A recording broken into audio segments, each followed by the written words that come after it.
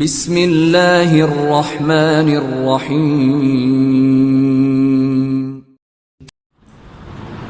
محترم سامعین حضرات،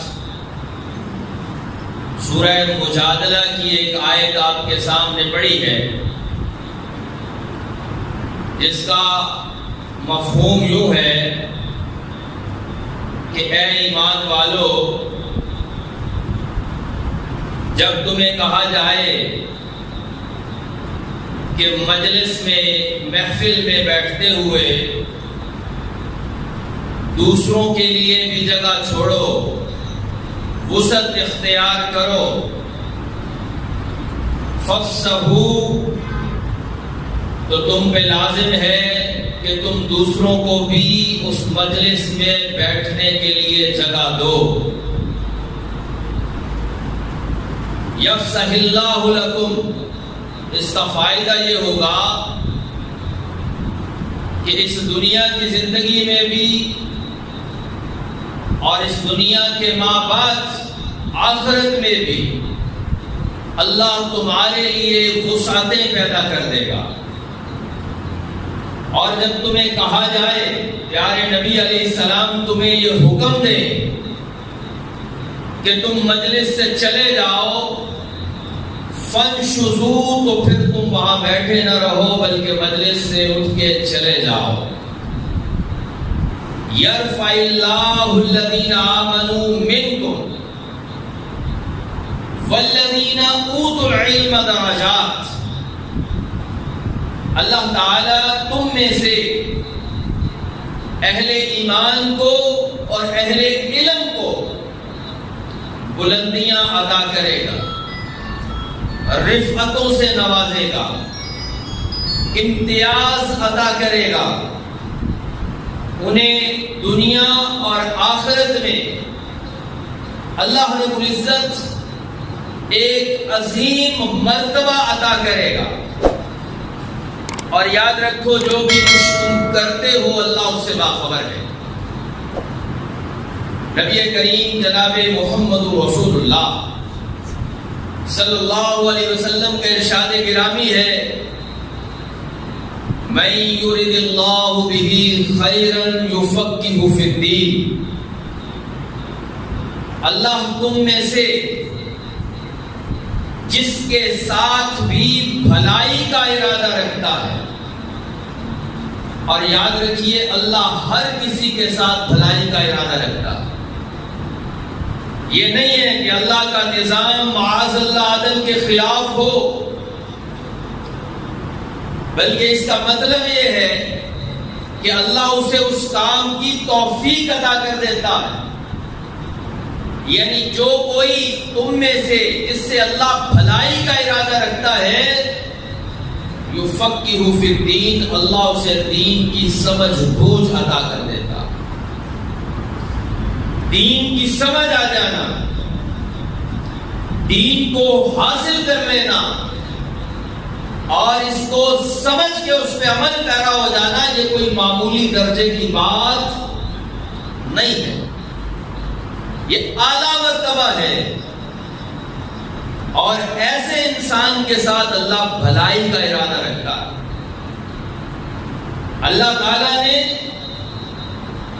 دولت، شہرت، عزت اور مرتبہ جو دنیاوی لحاظ سے سمجھا جاتا ہے، اولاد، جاہو جلال، طاقت اور اس کے علاوہ بہت ساری نعمتوں سے ان لوگوں کو بھی نوازا ہے جو اللہ کے خالص دشمن تھے۔ فرعون سے بڑا کوئی رب کا دشمن ہو سکتا ہے؟ نمرود سے زیادہ کسی نے خدا کا انکار کیا ہوگا؟ قارون اپنے خزانوں پہ اتراتے ہوئے اللہ رب العزت کا کس طرح انکاری بنا ہے؟ یہ اللہ کے واضح اور کھلم کھلے دشمن ہیں۔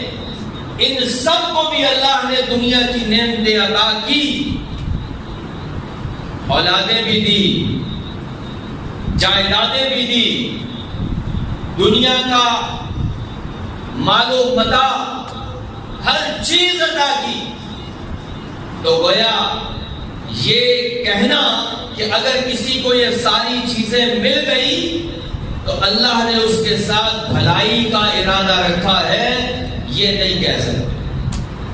ہاں یہ کہہ سکتے ہیں نبی کریم علیہ السلام کی حدیث کے مطابق کہ جسے دین کی سمجھ عطا ہو گئی اس کے ساتھ اللہ نے بھلائی کا ارادہ رکھا ہے۔ دین کی سمجھ حاصل کرنا، دین کو سیکھنا، یہ علم ہے، اور اسی علم کی وجہ سے اللہ نے انسان کو رفعت اور بلندیاں عطا کی۔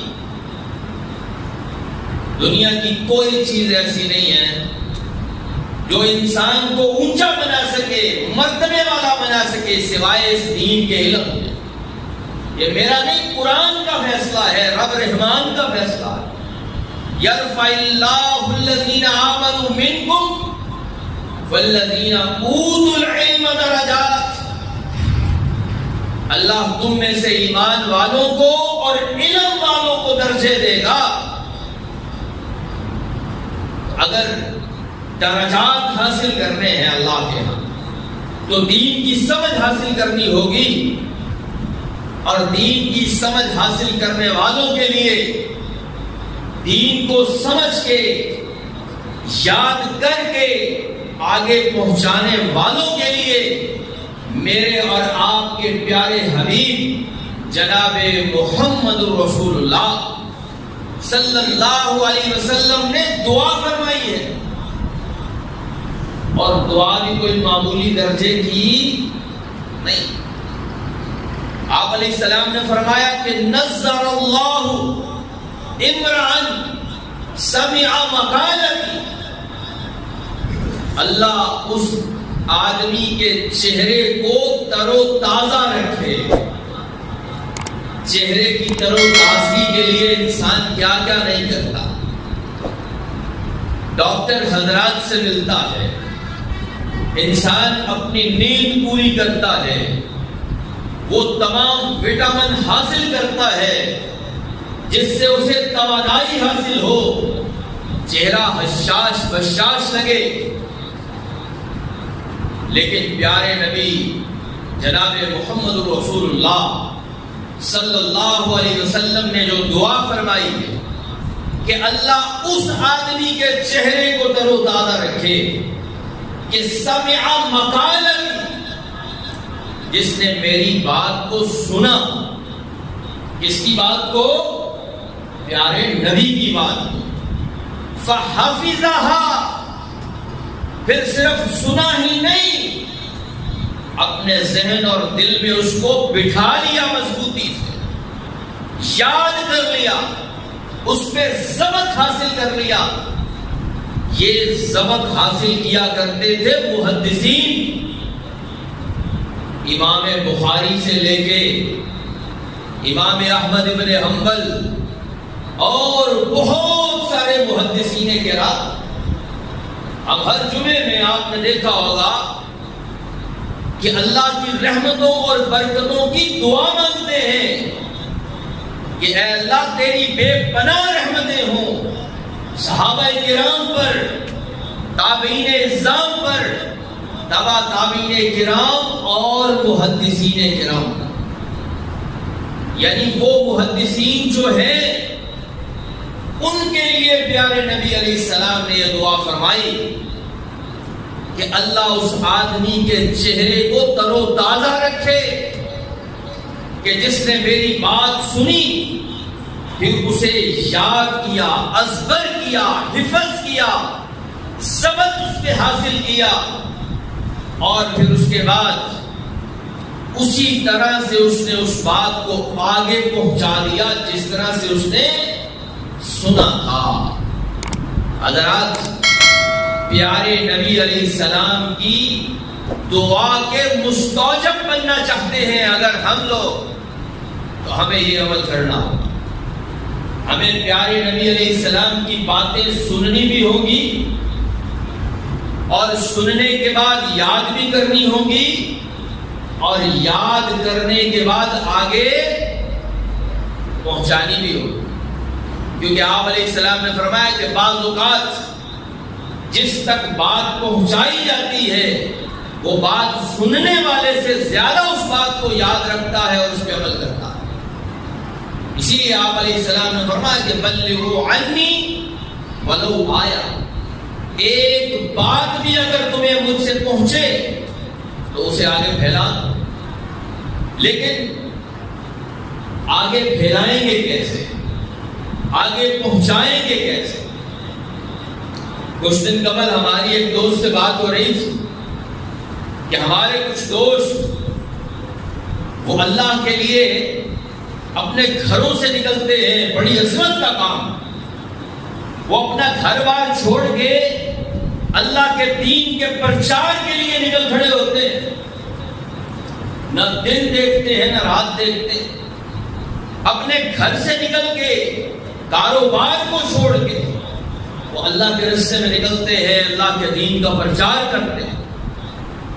یہ بہت عظمت والا کام ہے، لیکن سامعین اس سے پہلے دین سیکھنے کی ضرورت ہے۔ جب آپ کو خود وضو کرنے کا طریقہ نہیں آتا ہوگا تو آپ آگے کسی کو وضو کرنا کیسے سکھا سکتے ہیں؟ جب آپ کو دین کی بنیادی باتوں کا ہی علم نہ ہو تو آپ کو دین کی جو بنیادی باتیں ہیں وہ لوگوں کو کیسے پہنچا سکتے ہیں؟ اس لیے علم کا جو درجہ ہے وہ بہت ہی زیادہ ہے، لہذا تبلیغ دین سے پہلے علم دین کا سیکھنا انتہائی ضروری ہے۔ اور علم دین آج دنیا سے اٹھتا چلا جا رہا ہے۔ پیارے نبی جناب محمد رسول اللہ صلی اللہ علیہ وسلم نے اس کی پیشین گوئی فرما دی تھی۔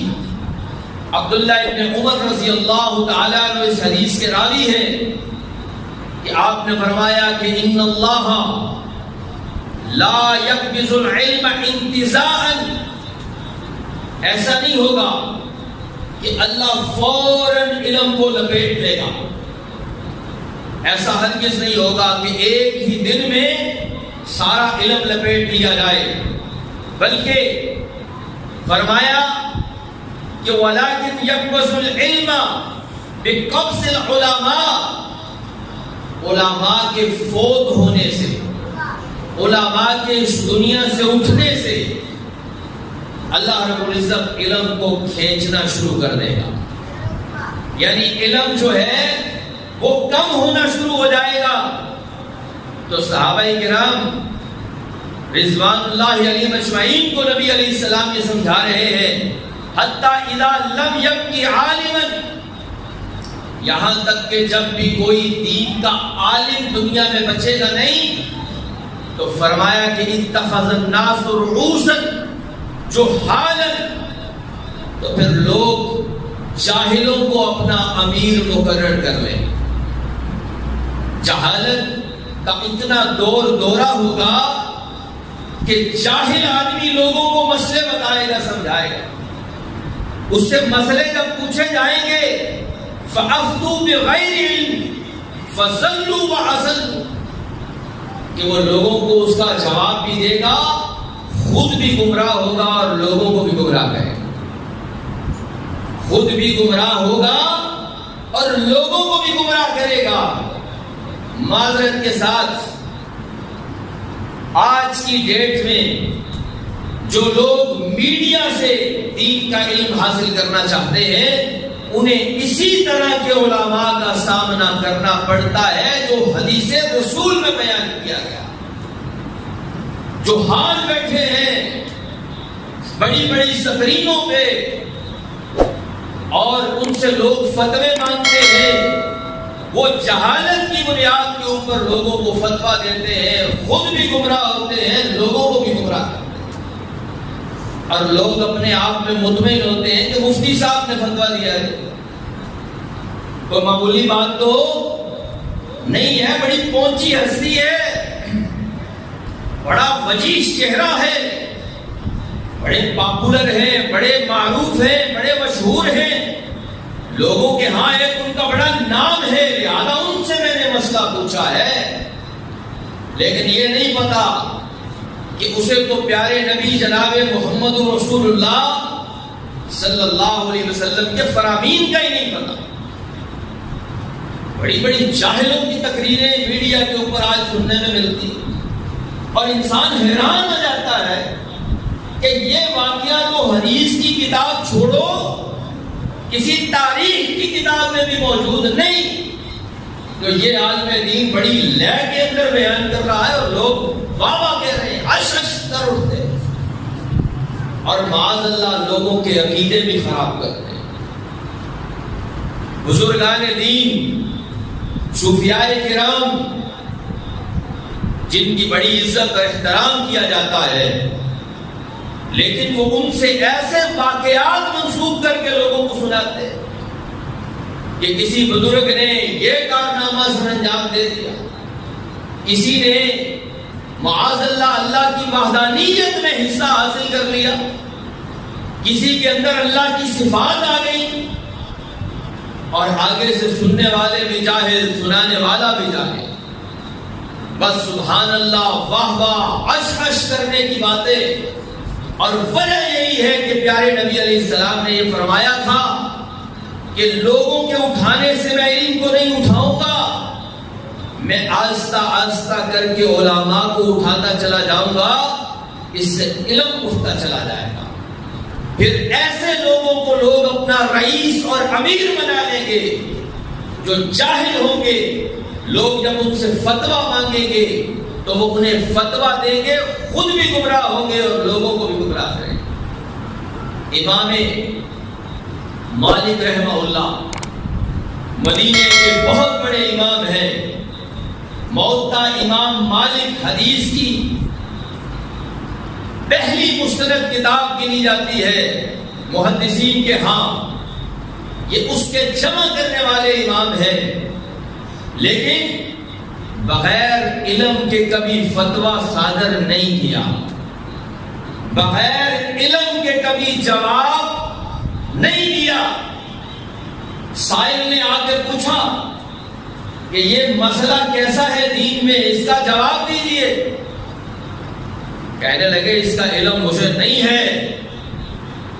دوبارہ کوئی مسئلہ پوچھا، علم نہیں تھا، جواب دے دیا کہ مجھے نہیں پتا۔ جب اسی طرح بار بار پوچھنے پہ امام مالک رحمہ اللہ نے جواب دیا کہ مجھے اس مسئلے کا علم نہیں ہے، تو کہنے والے نے یہ کہا کہ خود تو بہت بڑے امام ہو مدینہ کے، لیکن مسائل کا تمہیں پتہ نہیں۔ جیسے یہ تانا دیا جاتا ہے بعض علماء کرام کو، یہ دیکھو جی فلاں مولوی سے میں نے مسئلہ پوچھا، اسے تو آتا ہی کچھ نہیں، اسے تو کچھ پتہ ہی نہیں ہے۔ تو امام مالک رحمہ اللہ نے کہا جاؤ مدینہ کی گلیوں میں یہ اعلان کر دو کہ مالک کو کچھ نہیں آتا، لیکن خدا کی قسم ہے میں بغیر علم کے تمہیں اس مسئلے کا جواب نہیں دے سکتا۔ یہ شان تھی علماء کرام کی، ایک ایک حدیث کو سننے کے لیے سینکڑوں نہیں ہزاروں میل کا سفر کیا، ایک ایک حدیث رسول کو سننے کے لیے، فرمان رسول کو اپنے سینوں میں بسانے کے لیے۔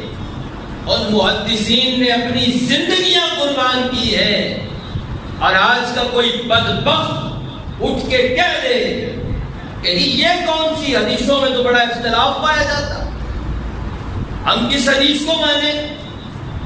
تو حضرات نہیں، ان محدثین کی دین کے لیے جو محنتیں تھیں، اللہ رب العزت نے ان محنتوں کو بڑے رنگ لگائے ہیں، اور اللہ تعالیٰ نے ان کی محنتوں کو قبول فرمایا۔ امام بخاری رحمہ اللہ 16 سال کی عمر کے تھے جب، تو اپنے گھر سے علم حدیث سیکھنے کے لیے نکل کھڑے ہوئے تھے۔ آج 16 سال کے بچے کو ہم اپنی گودیوں میں بٹھاتے ہیں، اور علم دین سیکھنے کے لیے بھیجنا یہ تو ہم سوچتے بھی نہیں کہ ہمارا بچہ دین سیکھے گا. نہیں، پہلے اس کو اچھے اسکول میں ڈالو، ذرا کوئی سٹینڈرڈ کا اسکول ہو، کیلیبر کا اسکول ہو، اور اگر مال و دولت ہو تو اپنے علاقے سے نکل کے کسی اور مقام پہ جا کے لوگوں سے پوچھا بھائی کیوں آئے ہو؟ یہاں شہر میں بڑی اچھی رہائش تھی تمہاری تو گاؤں، بس بچوں کی تعلیم کے لیے آئے ہیں. سٹینڈرڈ کی تعلیم دی جائے. جب دیکھا وہاں ناکام ہو رہا ہے پھر سوچتے ہیں کہ چلو اس کو دین کے مدرسے میں پڑھا دیا. امام بخاری رحمہ اللہ اپنی ماں کے ذہین طالب علم تھے، ذہین بیٹے تھے. ذہانت اللہ نے اس قدر دی کہ لاکھوں احادیث انہیں زبانی یاد تھی، اپنے سینے میں محفوظ رکھتے تھے. 16 سال کی عمر میں علم حدیث کو سننے کے لیے اپنے گھر سے نکل کھڑے ہوئے. یہ شان تھی محدثین کی. انہوں نے دین کے اوپر پہرا دیا ہے، ایک ایک حدیث پہ حکم لگایا ہے، ایک ایک حدیث کو چن چن کے انسانوں کے لیے رکھا ہے. یہ کوئی عام بات نہیں ہے کہ محدثین کی محنت کوئی معمولی درجے کی ہو، پوری زندگی وقف کر دی ہے. امام بخاری رحمت اللہ علیہ، امام مسلم، امام نسائی، امام ابو داؤد، امام ترمذی، ابن ماجہ، یہ صحاح ستہ کے مصنفین، اور امام احمد بن حنبل 30,000 احادیث کو اپنی کتاب میں جمع کرنے والے. پیارے نبی کی باتوں کو، اللہ کے نبی کی زبان سے نکلے ہوئے پھولوں کو، ان جواہر باروں کو اپنے سینوں میں سمیٹنے کے بعد کتابوں کی زینت بنایا ہے. لیکن آج ضرورت ہے ان کو پڑھنے کی تاکہ دین کا دفاع کیا جا سکے. اس لیے کہ جو حالات جو ہیں وہ عوام الناس میں بہت زیادہ پاپولر ہوتے جا رہے ہیں، مشہور ہوتے جا رہے ہیں، اور بعض تو اللہ کے نبی کی سنتیں بتا کر لوگوں کو گمراہ کرتے ہیں کہ یہ بھی پیارے نبی کی سنت ہے، اس طرح سے کیا جائے، یہ بھی اللہ کے نبی کی سنت. حضرات وجہ صرف ایک ہی ہے، جب تک عوام الناس علم دین سے پیچھے رہے گی لوگ انہیں اسی طرح سے استعمال کرتے رہیں گے.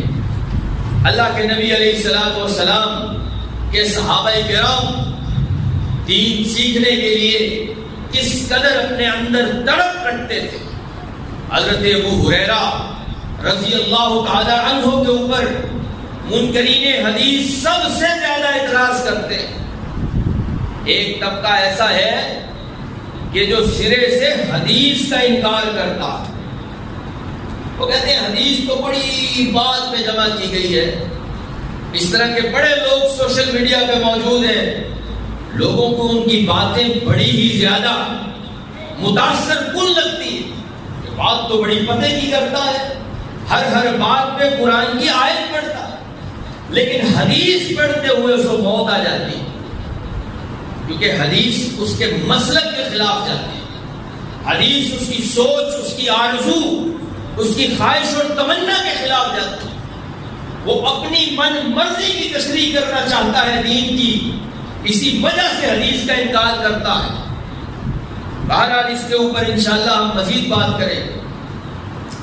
ابو ہریرہ رضی اللہ تعالیٰ عنہ کے اوپر ان منکرین حدیث کا اعتراض کرنا اس وجہ سے ہے کہ ابو ہریرہ رضی اللہ تعالیٰ عنہ نے 4000 سے زیادہ فرمان رسول صلی اللہ علیہ وسلم کو اپنے سینے میں بسایا تھا، یاد کیا تھا.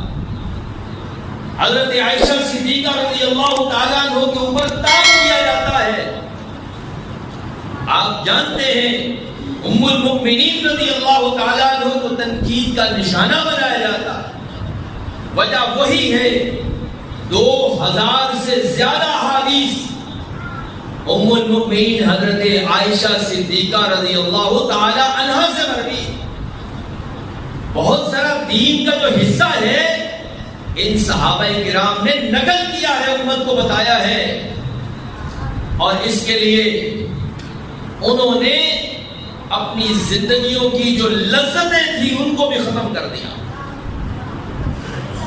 اپنی زندگی میں جو آسائشیں تھیں انہیں نکال دیا. ابو ہریرہ رضی اللہ تعالیٰ عنہ کہاں دوست قبیلہ ہے وہاں سے آ کے اسلام لائے، اور پھر نبی علیہ السلام کا جب دامن تھاما تو پھر مرتے دم تک چھوڑا نہیں. اللہ کے نبی علیہ السلام کے ساتھ ساتھ ہر فرمان رسول سنا، ہر فرمان رسول انہیں یاد تھا. یعنی حضور علیہ السلام جب بھی اپنے گھر سے باہر تشریف لاتے تو ابو ہریرہ ساتھ چلنا شروع کر دیتے. کہتے ہیں کہ اسی وجہ سے مجھے اکثر اوقات بھوکا بھی رہنا پڑتا تھا، شدت کی بھوک لگتی تھی. ابو ہریرہ بھی تو دوسرے لوگوں کی طرح دکانداری کر سکتے تھے، ابو ہریرہ بھی تو مزدوری کر کے اپنا پیٹ بھر سکتے تھے، لیکن کہتے ہیں اس لیے نہیں جایا کرتا تھا. مبادہ یہ کہ وہاں میں مزدوری کے لیے نکل جاؤں اور یہاں پیارے نبی علیہ السلام کی زبان سے کچھ الفاظ نکلے اور میرے کان انہیں سننے سے کہیں محروم نہ رہنا. اللہ کے نبی کی باتوں کو ایسے چنا ہے صحابہ نے، اور پھر محدثین نے ان کی حفاظت کر کے لوگوں تک پہنچایا ہے. یہ کوئی عام بات نہیں.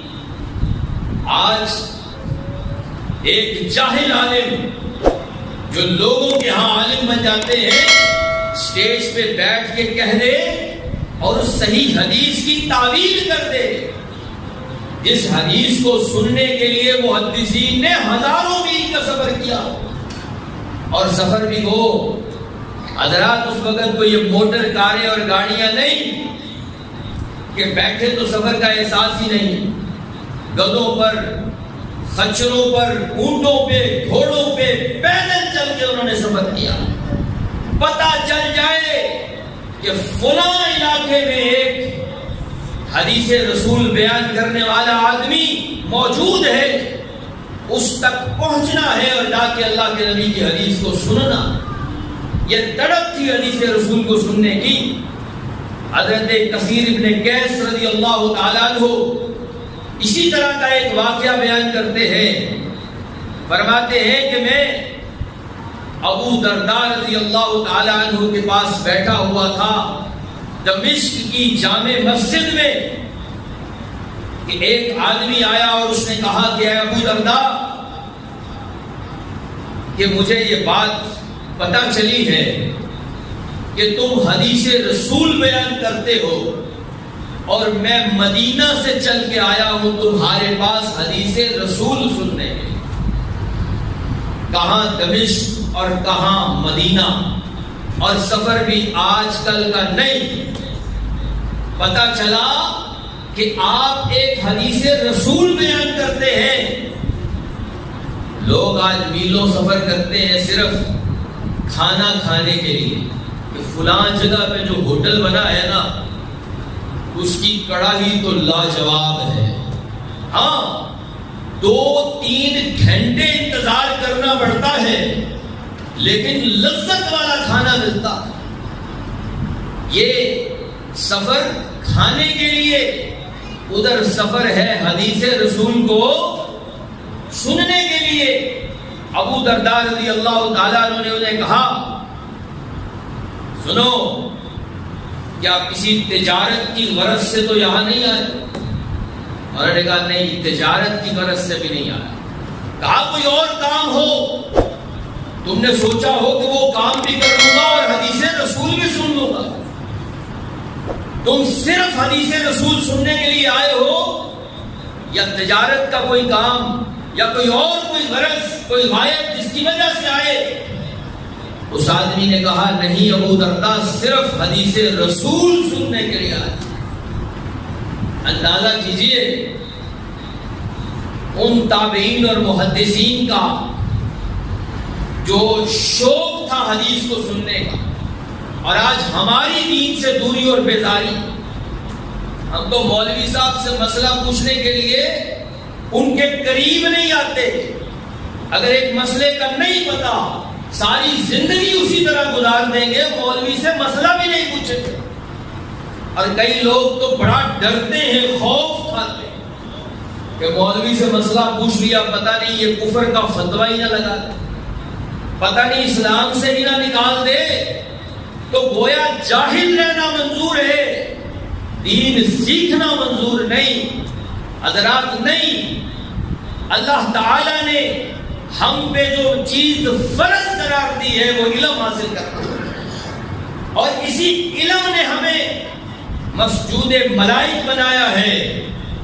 اسی علم نے ہمیں انسانیت میں سے شرف حاصل دیا ہے.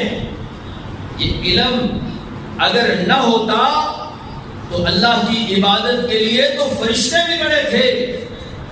وہ طاقت میں، خوبصورتی میں، حسن و جمال میں ہم سے کہیں بڑھ کر ہے.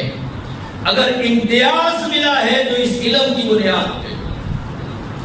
صرف انسان پیدا ہو اور کھانا کھائے، کھانا کمائے، اولاد کو پالے پوسے اور اس دنیا سے چلا جائے، تو حضرات علم کے بغیر ہی تو اس میں اور جانوروں میں کوئی فرق نہیں. یاد رکھ لیجئے، علم حاصل کرنا اسی طرح ضروری ہے جس طرح غذا حاصل کرنا ضروری ہے. یہ ایک پیٹ کی غذا ہے اور دین کا علم روح کی غذا ہے. آپ روح کو مردہ رہنے دیتے ہیں اور جسم کو پال پال کے بڑے کر لیتے ہیں. اسی لیے بہت سارے لوگ معاشرے میں جسمانی طور پر بالغ ہو جاتے ہیں، بڑے ہو جاتے ہیں، لیکن ذہنی، روحانی اور قلبی طور پہ اسی طرح اس بچے کی طرح ہے جسے کسی چیز کا علم ہے. تو ہمیں دین کا علم سیکھنا ہے، یہ شوق اور جذبہ پیدا کرنا ہے. بات کو اپنے اختتام تک پہنچاتے ہیں. ابو درداء رضی اللہ تعالیٰ عنہ نے کہا، سنو پھر، میں نے پیارے نبی علیہ السلام سے سن رکھا ہے کہ من سلک طریقا یلتمس فیہ علما، جس شخص نے علم کے حصول کے لیے کوئی رستہ اختیار کیا، سلک اللہ بہ طریقا من طرق الجنہ، اللہ اس آدمی کو جنت کے راستوں میں سے ایک راستے کے اوپر چلا دیتا ہے. اور پھر صرف یہی نہیں، ان الملائکہ لتضع اجنحتها، فرشتے اس طالب علم کے قدموں کے نیچے اپنے پر بچھاتے ہیں. اور پھر یہیں تک بس نہیں، فرمایا یستغفر له من فی السماء والارض، زمین و آسمان کی تمام مخلوقات دین کے طالب علم کے لیے استغفار کرتی ہے، دعائیں کرتی ہے. اور فرمایا کہ یہاں تک کہ پانی کے نیچے بہنے والی مچھلیاں بھی اور زمین پہ رینگنے والی چیونٹیاں بھی دین کے طالب علم کے لیے دعائیں مانگتی ہیں اللہ تعالیٰ سے. اور فرمایا کہ فضل العالم علی العابد کفضل القمر علی سائر الکواکب، عالم آدمی کی فضیلت ایک عابد پر جو عبادت گزار ہے اس طرح سے ہے جیسے چاند کی فضیلت سارے ستاروں کے اوپر. دین کا علم کوئی معمولی درجے کی بات نہیں ہے. حضرات سامعین، خلاصہ کلام یہ ہے کہ اللہ کے نبی علیہ السلام کی بشارتوں کو حاصل کرنا ہے، اللہ کے نبی علیہ السلام کی دعاؤں کا موجب اگر بننا ہے تو نہ صرف خود علم حاصل کرنا ہے بلکہ اس علم کو پھیلانا ہے، اپنی اولادوں کو علم کے پیچھے لگانا ہے، علم کی جستجو کرنے والا بنانا ہے، علم کے طالب بنانا ہے. آج تو اس مادہ پرستی کے دور میں ہر بندہ دولت حاصل کرنے کے طریقے بتاتا ہے.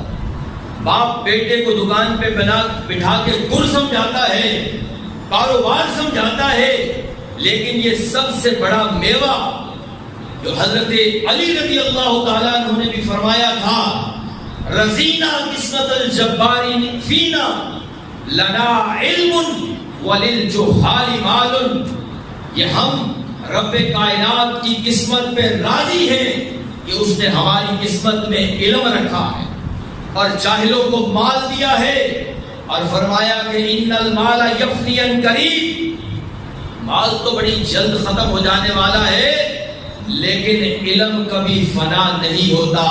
آپ مر بھی جاتے ہیں، اس دنیا سے چلے بھی جاتے ہیں، علم ينتفع به، آپ کا علم آپ کے جانے کے بعد بھی آپ کو فائدہ دیتا، لہذا علم کی طرف بڑھنا ہے۔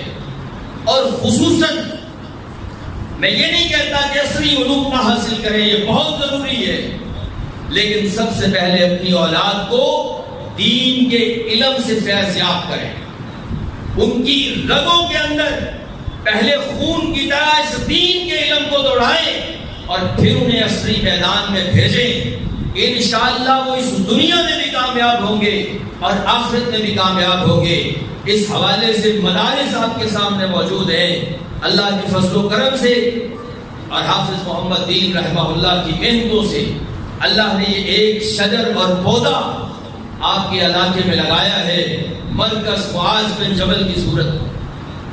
دینی تعلیم کا یہاں اللہ کے فضل سے بالکل فری انتظام کیا گیا ہے، اور اس میں صرف دین کی نہیں دنیا کی تعلیم بھی سکھائی جاتی ہے، حفظ کا شعبہ قائم کیا گیا ہے، اور حضرات اس میں آپ کو فیسیں بھی نہیں دینی پڑتی، یعنی بالکل فری، اور ایسا دین کا علم جو دنیا میں بھی فائدہ دیتا ہے۔ آپ اولاد کو دین سکھائیں تو صحیح، آپ کے کام آئے گی۔ میں کہتا ہوں خدا کی قسم یہ اولاد آپ کے کام آئے گی، صرف دنیا میں نہیں، آپ اس دنیا سے چلے جاؤ گے پھر بھی آپ کے کام آئے گی۔ اللہ تعالیٰ مجھے اور آپ کو عمل کی توفیق عطا فرمائے۔